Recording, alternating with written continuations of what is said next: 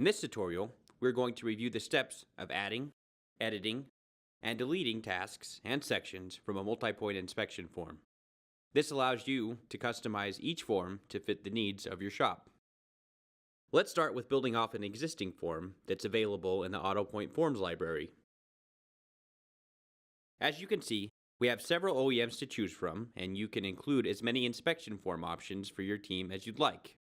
In this tutorial, I'm going to start with the AutoPoint generic inspection form. In the next window, we're going to give the new inspection form a name. I'll call this one Training Inspection Form Generic. At the top of the screen, we can view additional options that we can use to customize the settings of the inspection form.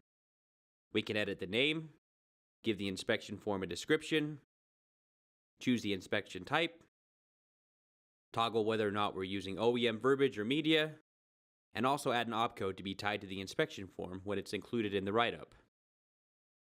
Below, in the inspection form, we can see the sections and their associated tasks. We have State Inspection Sticker, Inspect Lighting, Inspect Components, and so forth. If I want to add a task to a section, I can click on the inspection header and then click on the plus sign. Let's add a task to check each of the power windows under the Inspect Component section.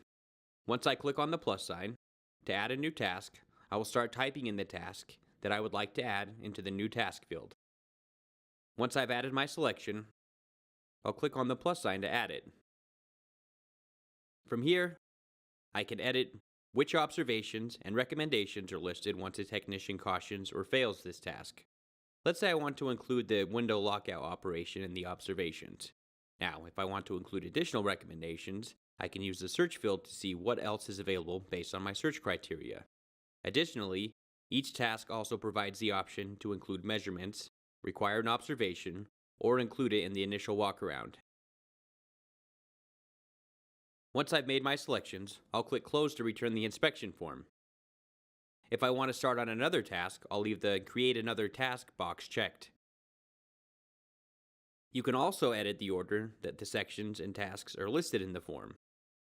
To rearrange the task order, simply click on the dots next to the task or section and move them up or down as desired. Now, let's walk through editing an existing task. Let's change the measurements on the tire tread depth so that they're measured in millimeters rather than 30 seconds. First, select the task, and then click on the pencil icon to edit. Next, I'll click on the pencil next to Include Measurements. Now I'll check the box showing that a measurement is required, and then I'll change the unit measurement to millimeters. To complete this, I'll close the task and rename the header to match the change I made.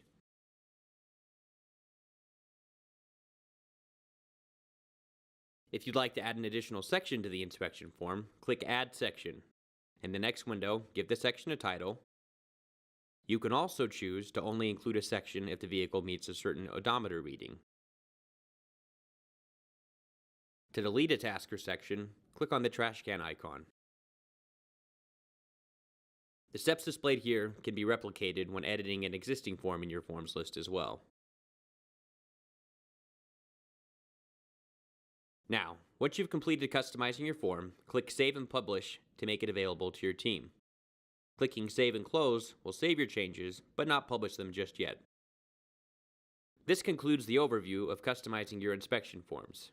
If you have any questions or feedback, please visit us online at www.autopoint.com.